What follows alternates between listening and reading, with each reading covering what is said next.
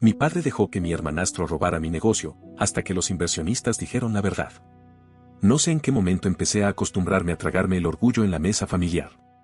Supongo que fue gradual, como todo lo que duele de verdad, primero una incomodidad pequeña, luego una risa que no te incluye.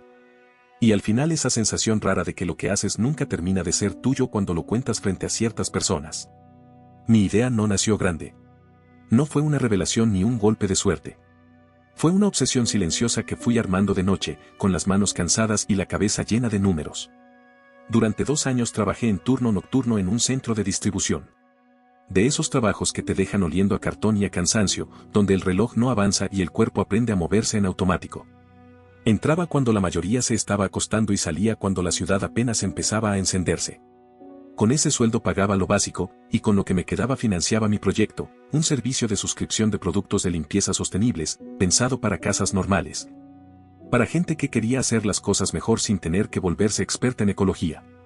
Yo mismo hice todo lo que pude hacer solo. Probé fórmulas, comparé proveedores, pedí muestras, diseñé etiquetas, armé cajas, calculé costos por unidad. Me obsesioné con el empaque, que no fuera plástico, que se viera limpio, que se sintiera serio. Me quedé hasta tarde diseñando los mock-ups del sitio web en mi computador viejo, corrigiendo colores, ajustando tipografías, viendo tutoriales. Aprendiendo lo que no sabía porque no podía pagarle a nadie para que lo hiciera por mí. Y, como si me hiciera falta una lección más, cometí un error que todavía me arde cuando lo recuerdo, se lo conté a mi padre. No lo hice por buscar aprobación, o eso me repetía. En realidad, creo que sí. Necesitaba que por una vez me mirara con algo parecido a respeto. Le mostré el plan de negocio, las muestras, el diseño del sitio, mis proyecciones. Le hablé con emoción, con esa energía que te da creer que estás construyendo algo que por fin te pertenece. Él asintió. Dijo interesante. Hizo un par de preguntas rápidas. Y casi de inmediato, como si su cabeza estuviera programada para irse por el mismo camino, cambió el tema. ¿Y Sebastián cómo va en la universidad? Preguntó, como si eso fuera la parte importante de la conversación. Sebastián era mi hermanastro. El hijo de mi madrastra. Mi padre se casó con ella cuando yo tenía 15 y Sebastián 17. Desde el primer día quedó claro quién era el proyecto de la familia. Sebastián estudiaba administración de empresas. Yo había empezado por arte, porque siempre fui ese tipo que piensa en ideas, en diseño, en cosas que no se pueden medir con una regla. Luego me cambié a marketing tratando de ser más serio, más útil para el mundo que mi padre respetaba.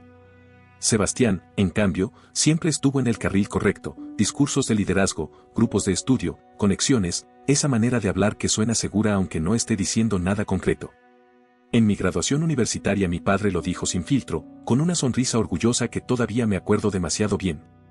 Sebastián es el que va a ser el administrador, el que va a dirigir.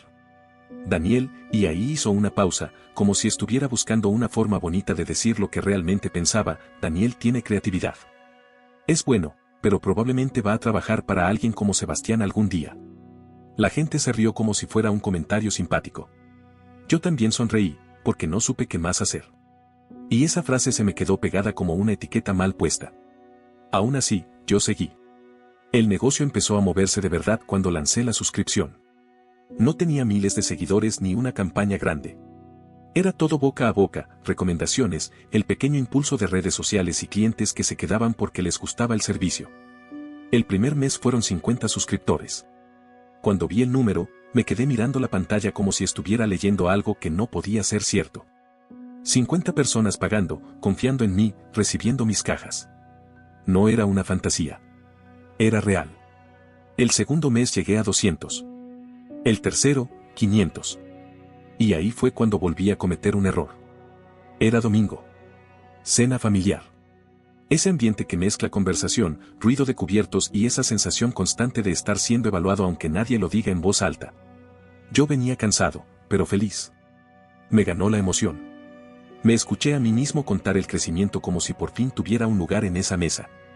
Ya vamos por 500 suscriptores, dije, intentando sonar tranquilo, como si no me estuviera explotando el pecho por dentro. Y el mes que viene entro a negociar con un proveedor más grande. No alcancé ni a terminar la frase cuando mi padre se iluminó. Literal. Su cara cambió. Como si de pronto hubiera encontrado una historia que valía la pena presumir. Eso es. Dijo, levantando un poco la voz. Y eso es lo que yo les decía de Sebastián. Que ese muchacho piensa como empresario. Me quedé congelado. ¿Qué? Alcancé a decir, con la voz más baja de lo que me hubiera gustado. Mi padre siguió, entusiasmado, ignorándome como si yo fuera parte del decorado. Sebastián desde hace rato viene con esa idea de productos ecológicos, de sostenibilidad. Y miren, ya está dando resultados. Señaló a Sebastián con orgullo, como si estuviera presentando al héroe de la familia. Y Daniel, claro, está aprendiendo muchísimo con él. Le está ayudando, le está metiendo el trabajo operativo, pero la idea fue brillante. Sebastián estaba sentado frente a mí, cómodo, sonriendo. No una sonrisa grande, no algo descarado. Era peor, una sonrisa medida, como de falsa modestia. Asintiendo despacio, como si fuera normal que le estuvieran entregando mi esfuerzo en bandeja. Sí, bueno, dijo él. He estado revisando el mercado, viendo tendencias. La gente quiere esto. Y Daniel ha sido muy bueno ejecutando. Yo sentí que me subía calor a la cara.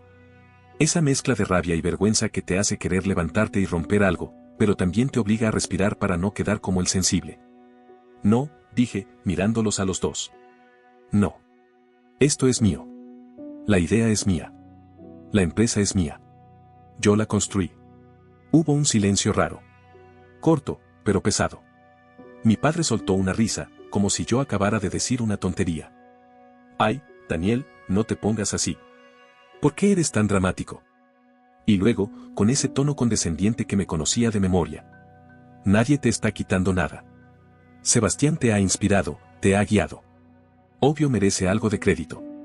Sebastián levantó las manos, como si estuviera tratando de calmar el ambiente. Yo solo quiero ayudar a la familia a crecer, dijo, con voz suave. De verdad. Mi madrastra, sentada al lado de él, lo miró como si fuera una escena que había soñado 1000 veces. Es muy lindo que Sebastián te esté orientando, comentó, orgullosa. A veces uno necesita que alguien con visión lo empuje. Yo apreté la mandíbula. Sentí que el estómago se me endurecía, como si me hubieran echado una piedra adentro. No era solo que me estuvieran quitando crédito. Era la facilidad con la que lo hacían. La naturalidad. Como si mi trabajo de 2 años, mis noches, mis pruebas fallidas, mi ansiedad, mis madrugadas, todo eso, fuera un detalle menor comparado con el simple hecho de que Sebastián era el futuro. Esa noche no peleé más. No grité. No hice escena. Me callé porque estaba intentando entender qué estaba pasando. Porque una parte de mí todavía esperaba que, en algún momento, alguien dijera, no, esto es de Daniel. Nadie lo dijo. Y sin saberlo, esa fue la cena en la que empecé a entender que en esa casa mi esfuerzo siempre iba a ser traducido al idioma de Sebastián. La semana siguiente, en la próxima cena, mi padre llevó el tema otra vez. Esta vez ya no era solo una confusión. Ya era una historia oficial. Mi hermano está interesado en lo que está haciendo Sebastián, dijo, hablando como si estuviera presentando un proyecto familiar. Ese negocio de las cajas ecológicas, el de suscripción. Yo lo miré fijo. Ese negocio es mío, repetí, más serio. Está registrado a mi nombre. Mi padre ni siquiera se inmutó. Movió la mano como si eso no importara. La documentación no significa nada, dijo. Lo que importa es la idea. Y Sebastián viene hablando de modelos sostenibles desde hace años. Sebastián aprovechó el momento. Empezó a tirar términos sueltos. Escalabilidad, penetración de mercado, retención, mencionó, como si estuviera en una presentación de clase. Yo escuchaba y me daba cuenta de algo que me revolvía el estómago, sonaba convincente para quien no sabía nada. Para mi padre era perfecto. Era el tipo de lenguaje que él respetaba. No importaba si Sebastián no había tocado una sola caja. No importaba si ni siquiera sabía los nombres de mis proveedores. Él decía las palabras correctas y, en esa mesa, eso valía más que la realidad. Esa noche, cuando volví a mi apartamento, me quedé despierto mirando la pantalla del computador con la página de pedidos abierta. Tenía clientes reales. Facturas reales. Trabajo real. Y aún así, en mi propia familia, yo era el portavoz. El que ayudaba. El que estaba aprendiendo. Me recosté en la silla y respiré hondo, tratando de controlar esa sensación de estar perdiendo algo que todavía estaba en mis manos. Lo que no sabía en ese momento era que esto apenas estaba empezando. Que no iban a parar en los comentarios. Que mi padre no estaba jugando a exagerar una historia por orgullo. Él estaba construyendo una versión de la realidad donde Sebastián era el cerebro, y yo solo era la cara. Y cuando esa versión chocara con el mundo real, iba a explotar. Pero esa noche, todavía, yo pensaba que podía arreglarlo hablando. Corrigiendo. Mostrando pruebas. Todavía no entendía que no era un malentendido. Era una decisión. La cosa no se quedó en una cena incómoda ni en un comentario mal puesto. Eso fue lo que más me costó aceptar después, no fue un error aislado, fue un patrón que empezó a repetirse con una naturalidad que me dejó claro que nadie tenía intención de corregirlo. Cada pequeño avance que lograba, mi padre lo transformaba en una historia donde Sebastián era el protagonista. Cuando entré a un programa acelerador local, después de semanas de entrevistas, revisiones y presentaciones, llegué a la cena familiar con la noticia todavía fresca. Estaba orgulloso. No porque fuera algo gigantesco, sino porque era una validación externa, algo que no venía de mí ni de mis ganas. Mi padre no me dejó terminar. Sebastián logró que aceptaran su proyecto, anunció, levantando la copa. Les gustó mucho su enfoque. Sentí ese vacío raro en el pecho, como si alguien me hubiera quitado el aire sin tocarme. Intenté corregirlo, otra vez. No, fue mi empresa la que aceptaron, dije. Yo hice la postulación.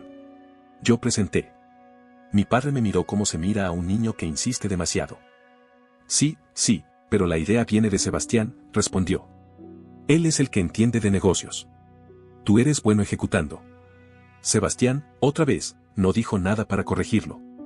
Solo asentía, serio, como si estuviera cargando una responsabilidad enorme. A veces agregaba alguna frase suelta sobre estrategia o crecimiento, siempre lo suficientemente vaga como para sonar importante y lo suficientemente ambigua como para no poder ser desmentida en el momento. Cuando gané una competencia de pitch, con jueces que literalmente me hicieron preguntas técnicas sobre costos, márgenes y operaciones que yo respondí sin titubear. Mi padre lo contó como si el concepto de Sebastián hubiera ganado financiamiento. Cuando una revista regional hizo un artículo sobre la empresa, con mi foto, mis citas y mi historia de trabajar de noche mientras armaba el negocio, mi padre compró 20 copias, para presumir el éxito de Sebastián. 20. Las repartió como si fueran trofeos. Las dejó sobre mesas. Las mostró a amigos. Hablaba del orgullo que sentía por él. Y cuando alguien señalaba mi cara en la foto, decía algo como: sí, Daniel es el que da la cara. Sebastián prefiere quedarse detrás, haciendo el trabajo duro. Eso fue lo que más me empezó a romper por dentro. No solo me quitaban crédito. Reescribían mi rol frente a todo el mundo. Yo ya no era el fundador. Era el mensajero. El empleado informal del genio familiar. Intenté todo para detenerlo. Llevé contratos con mi firma. Correos con proveedores donde se veía claramente que yo había negociado cada precio, cada condición. Fotos mías en reuniones, mensajes de clientes agradeciéndome personalmente. Le mostré documentos de incorporación con mi nombre como único fundador. Mi padre los miraba unos segundos y luego decía lo mismo. Eso no cambia nada. Todos sabemos quién es el cerebro. Literalmente usaba esa frase. Decía que yo era el portavoz, el que se encargaba de lo visible, mientras Sebastián hacía el trabajo real detrás de escena. Incluso cuando Sebastián no estaba presente en las cenas, mi padre lo mencionaba como si fuera una ausencia justificada por su grandeza. Sebastián no vino porque está ocupado con cosas importantes, decía. Ya saben, reuniones, ideas, planes. Sebastián ni siquiera sabía que la empresa existía hasta que yo la mencioné en una cena meses atrás. Pero en la narrativa de mi padre, ya era un empresario demasiado ocupado para perder tiempo con la familia. Yo empezaba a dudar de mí mismo, y eso fue lo más peligroso. No de mis capacidades, sino de mi derecho a reclamar lo que era mío sin quedar como el villano. Me preguntaba si de verdad estaba exagerando. Si quizás así funcionaban las familias. Si tal vez debía dejarlo pasar por paz.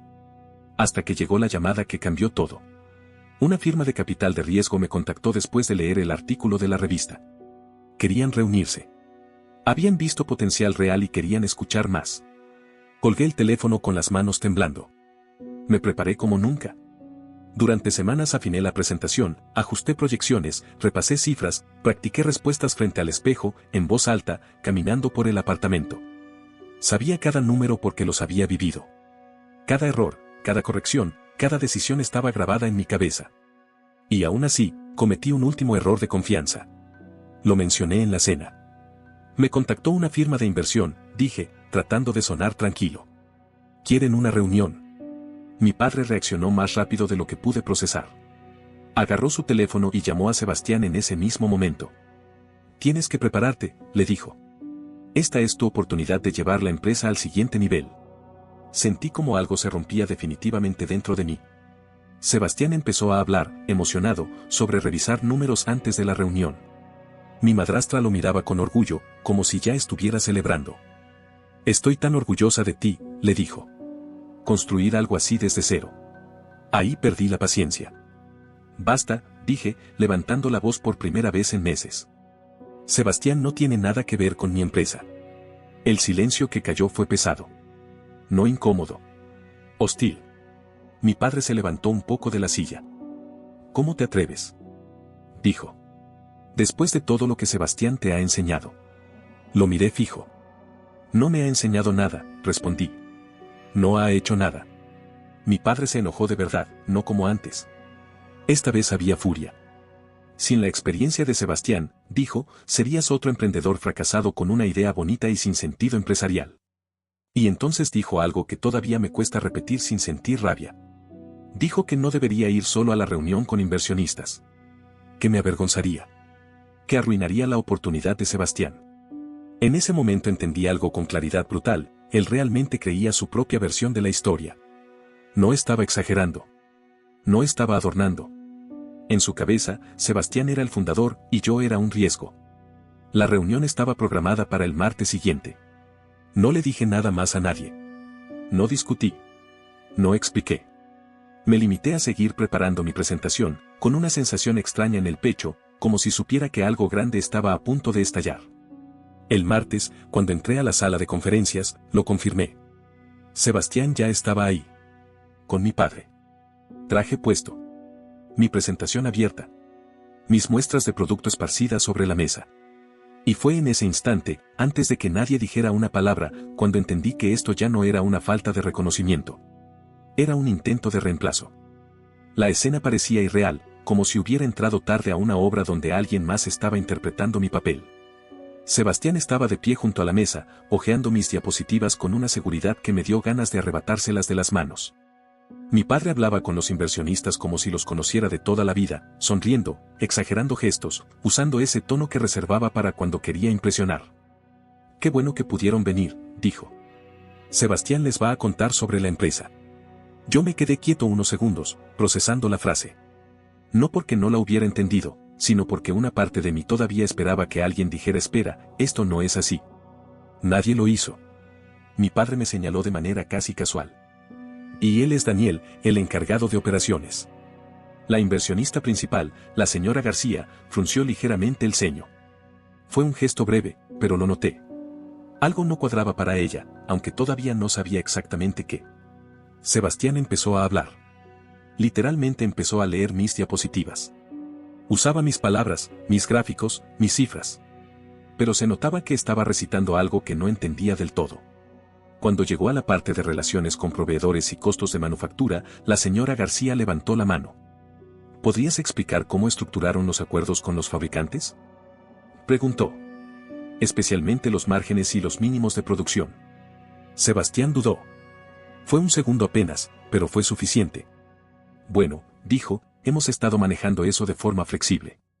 Ajustando según el mercado. La respuesta no tenía nada. Ella insistió. ¿Podría ser más específico?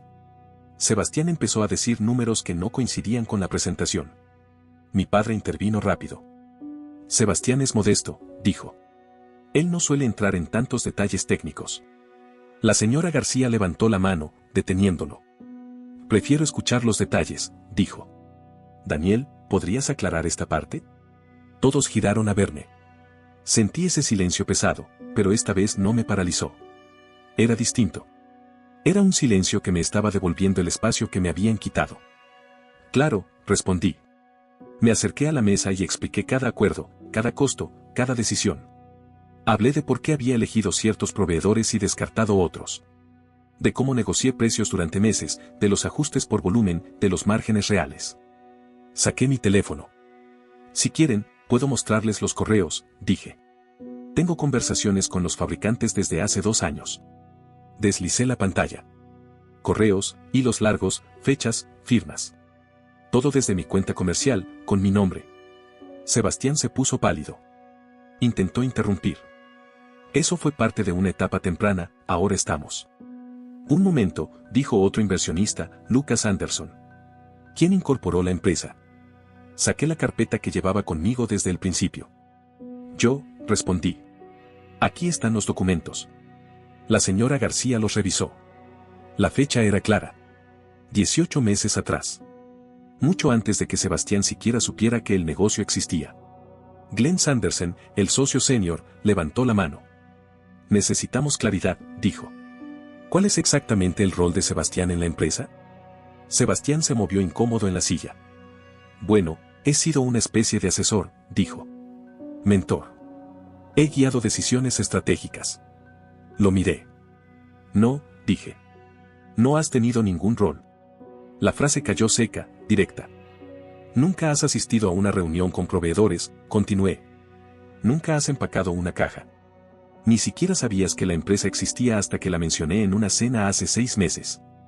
Mi padre intentó intervenir, rojo de rabia. Eso no es cierto, dijo. Sebastián ha ayudado con la estrategia. La señora García cerró su carpeta. Gracias, dijo. Creo que con esto es suficiente por hoy. Se giró hacia mí. Daniel, me comunicaré contigo directamente para reprogramar una reunión, añadió. Sin terceros. La reunión terminó ahí. Sin despedidas largas. Sin promesas vacías. En el estacionamiento, mi padre me alcanzó. Nos humillaste, me gritó. Dejaste a Sebastián como un mentiroso frente a inversionistas serios. Lo miré por última vez esa mañana. La única humillación fue mentirles, le dije. Y tratar de robar 2 años de mi trabajo. Me subí al coche y me fui mientras seguía gritando. A la mañana siguiente, la señora García me llamó. Se disculpó por la confusión y confirmó que quería seguir adelante conmigo. Solo conmigo. Colgué sintiéndome extraño. Reivindicado, sí. Pero también agotado, como si hubiera cargado una pelea que no pedí durante demasiado tiempo. Ignoré las llamadas de mi padre. Ignoré los mensajes de mi madrastra. Esa misma tarde, Ricker me llamó después de ver una publicación furiosa de mi padre en Facebook sobre hijos desagradecidos que traicionan a la familia. Le conté todo. Sin interrumpirme, me dijo algo que necesitaba escuchar más de lo que creía. Yo vi cómo construiste esto desde cero. Y si hace falta, lo voy a decir donde sea. Colgué y me quedé mirando el techo un rato largo. Por primera vez en meses, sentí que la verdad ya no dependía de convencer a nadie. 3 días después de la reunión fallida con los inversionistas, Sebastián apareció sin avisar en mi espacio de trabajo. Yo estaba revisando pedidos atrasados y correos de clientes cuando escuché la puerta abrirse. Al levantar la vista, ahí estaba él, parado como si tuviera derecho a estarlo. Traía esa expresión ensayada que siempre usaba cuando quería parecer razonable, casi humilde, como si viniera a ofrecer paz y no a exigir nada. Tenemos que hablar, dijo. No respondí de inmediato. Cerré el correo que estaba leyendo y apoyé los antebrazos sobre el escritorio. Habla. Empezó con un discurso claramente preparado. Dijo que todo se había salido de proporción, que nadie quería hacerme daño, que lo de la reunión había sido un malentendido. Luego pasó al verdadero punto. Deberíamos presentarnos como cofundadores a futuro, propuso. A los inversionistas les gusta ver equipos. Da más confianza. Sentí una mezcla de incredulidad y cansancio. No rabia explosiva, sino ese agotamiento que llega cuando te das cuenta de que alguien sigue intentando cruzar una línea que ya dejaste clara. Saqué el teléfono y lo puse sobre el escritorio, activando la grabación. No tienes ningún derecho sobre mi empresa, le dije. Ninguno. Su expresión cambió. La calma se le cayó de golpe. Estás exagerando, respondió. Esto es por el bien de la familia. Si sigues mintiendo sobre tu participación, continué, voy a tomar acciones legales por fraude. Se levantó de la silla de golpe. ¿Escuchas lo que estás diciendo?, dijo. Estás destruyendo a nuestra familia por puro ego. La destruiste tú, respondí, la primera vez que aceptaste crédito por mi trabajo. Me levanté y abrí la puerta. Ya terminamos. Se fue murmurando algo que no alcancé a escuchar. Cerré la puerta y me quedé un momento de pie, respirando hondo, tratando de soltar la tensión que se me había quedado atrapada en el pecho. Ese mismo día, mi madrastra llamó. Su tono era suplicante. Me dijo que Sebastián estaba devastado, que mi padre no dormía, que todo esto se había ido demasiado lejos. Que solo era un malentendido sobre quién había aportado qué. ¿Qué aportó Sebastián exactamente? Pregunté. Silencio. Inspiración, orientación, dijo al final. Aceptar crédito por el trabajo de otra persona no es inspiración, respondí. Me dijo que estaba siendo técnico, difícil, que no veía el panorama completo. Colgó cuando quedó claro que no iba a ceder. La reunión reprogramada con los inversionistas salió perfecta. Sin interrupciones, sin voces ajenas, sin confusión. La señora García y su equipo hicieron preguntas profundas sobre operaciones, retención, manufactura, escalabilidad. Respondí todo con seguridad porque no estaba repitiendo teoría, estaba explicando decisiones que yo había tomado. Me ofrecieron términos preliminares, 200.000 euros por el 15% de la empresa. Pedí el fin de semana para revisar con mi contador. Esa misma tarde, mi tío, el hermano de mi padre, me llamó confundido. Mi padre le había dicho que yo había robado la idea de Sebastián y luego lo había expulsado del negocio. No discutí. Le envié documentos, la incorporación, el artículo de la revista con mi foto, correos con proveedores de hacía 2 años. Hubo un silencio largo al otro lado de la línea. Siempre pensé que la historia sonaba demasiado perfecta, dijo al final. Perdón por no haberlo cuestionado antes. 3 días después, recibí un mensaje de alguien que no esperaba, Derek, un chico de la cohorte de negocios de Sebastián. No explicó mucho. Solo dijo que pensó que debía ver algo. Las capturas de pantalla tardaron en cargar, pero cuando lo hicieron, sentí un nudo en el estómago. El perfil de LinkedIn de Sebastián.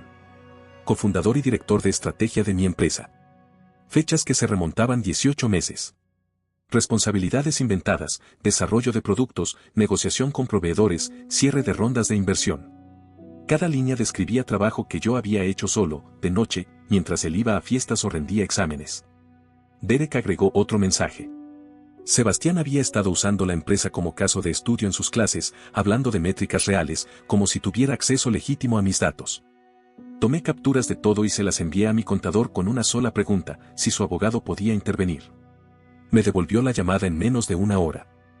Esto es tergiversación falsa, me dijo. Y potencialmente fraude.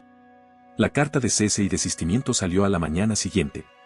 Exigía que Sebastián eliminara toda mención falsa de la empresa de cualquier plataforma en 48 horas. Esa noche, su perfil de LinkedIn quedó vacío. Toda referencia a mi empresa desapareció.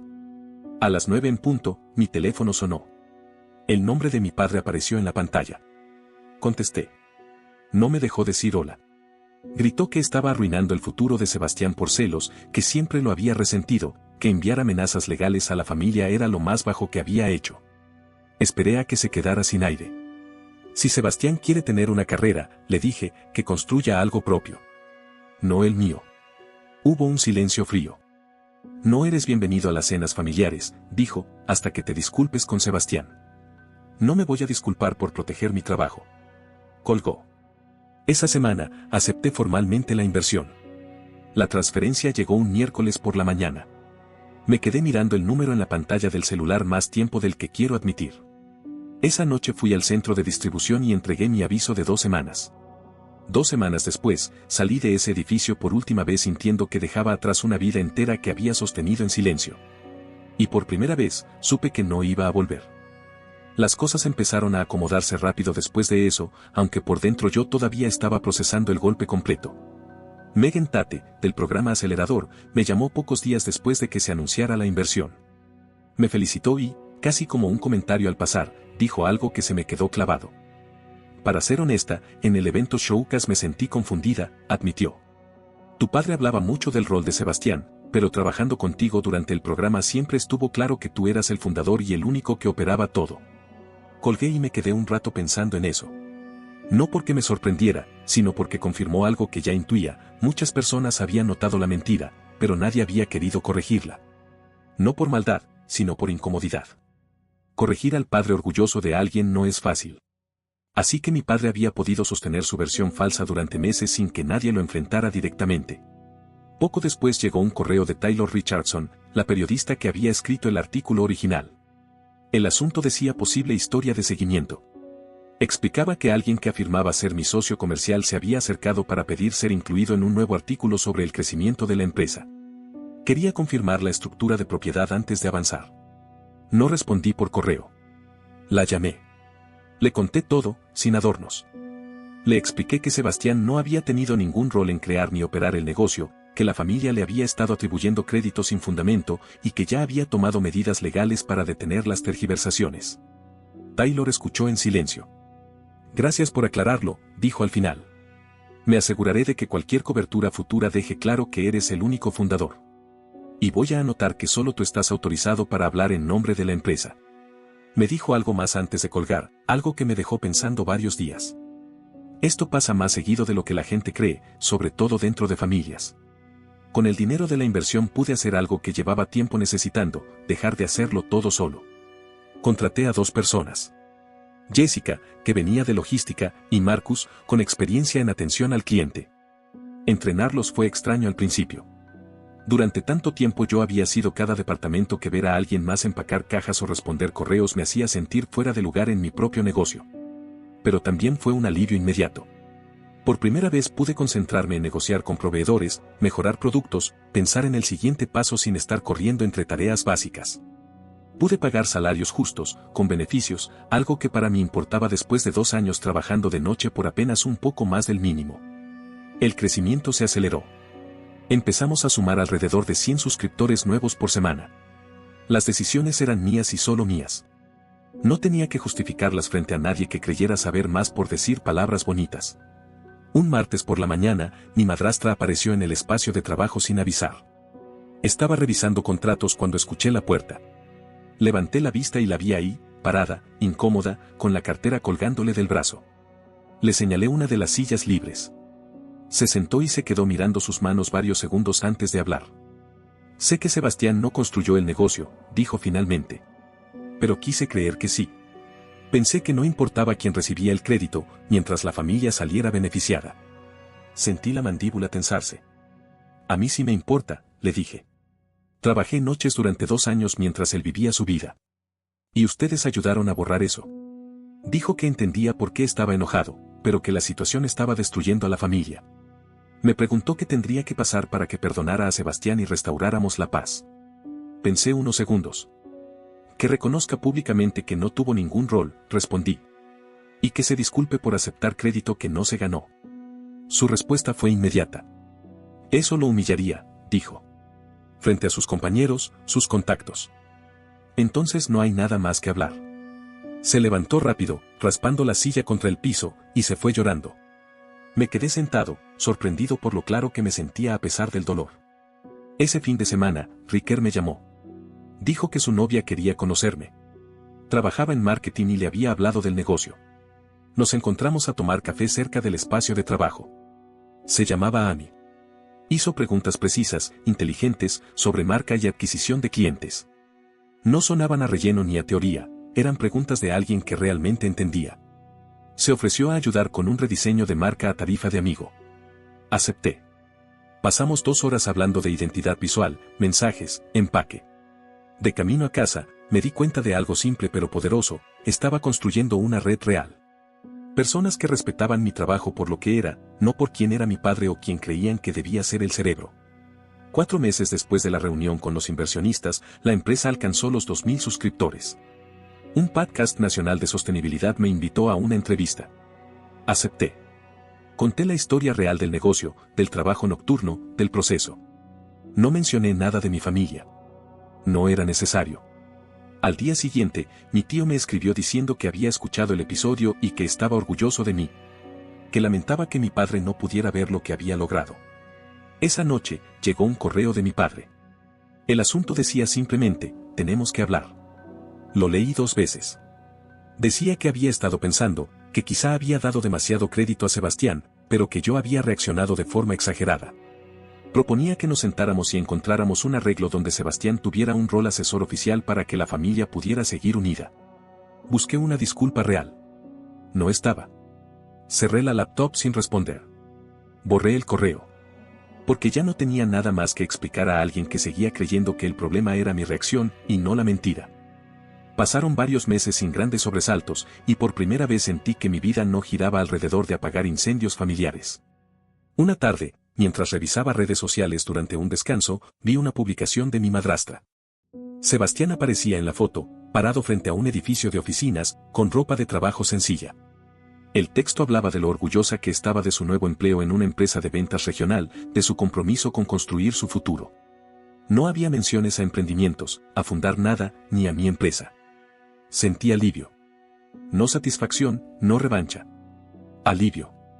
Porque por fin estaba construyendo su propio camino sin intentar apropiarse del mío. Entré a su perfil de LinkedIn por curiosidad. Figuraba como asociado de ventas. Nada más. Credenciales reales, una trayectoria real. Estaba empezando desde donde siempre debió empezar.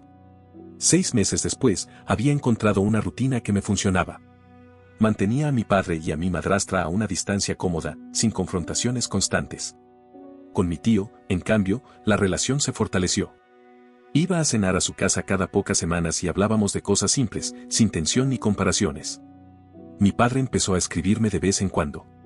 Mensajes neutros, sin referencias al negocio. Yo respondía breve y educadamente. No lo invité a lanzamientos, eventos ni reuniones. No por castigo, sino porque ya había aprendido que compartir mi éxito con él solo abría la puerta a que intentara redirigir el crédito. La empresa siguió creciendo. 3 cadenas de supermercados regionales aceptaron distribuir nuestros productos. Pasé meses negociando términos y organizando logística. Contraté a un gerente de operaciones y a un coordinador de marketing para manejar el aumento de demanda. Dejé de ser el cuello de botella de mi propio negocio. Celebramos alcanzar 5,000 suscriptores con una cena de equipo. Nos sentamos alrededor de una mesa larga, hablando de proyecciones y lanzamientos futuros. Cuando me tocó hablar, hice algo que para mí ya era una decisión consciente. Agradecí a cada persona por su trabajo específico. Nombré tareas reales, esfuerzos concretos. Nada de inspiración vaga. Nada de méritos prestados. Más tarde, Ricker levantó su copa. Estoy orgulloso de verte recibir por fin el reconocimiento que ganaste, dijo. Después de años de ver cómo se lo daban a alguien que no lo merecía. Sonreí. No con tristeza. Con tranquilidad. Hoy escribo esto desde una oficina más grande que el primer espacio donde empecé. Dirijo una empresa estable, con inversionistas que creyeron en mí, un equipo que aporta valor real y miles de clientes que confían en un producto que construí trabajando de noche durante 2 años. Mi relación con mi padre existe, pero es distante y honesta. Ya no intento convencerlo de nada. Dejé de buscar su validación cuando entendí que nunca fue el juez correcto para mi trabajo. He construido una familia elegida, amigos, colegas y socios que respetan lo que hago y celebran logros reales. Sebastián sigue con su carrera en ventas. Mi madrastra dejó de llamar para negociar una paz que siempre implicaba que yo cediera. A veces la familia no celebra tu éxito como imaginabas cuando empezaste a soñar con algo propio. Pero eso no hace que el éxito sea menos real. Lo que construye está ahí. En números, en contratos, en personas que trabajan conmigo y en clientes que pagan por algo que existe porque yo no solté. Y con eso, por primera vez en mucho tiempo, es suficiente. No olvides dejar tu opinión en los comentarios, dejar tu like y compartir este video.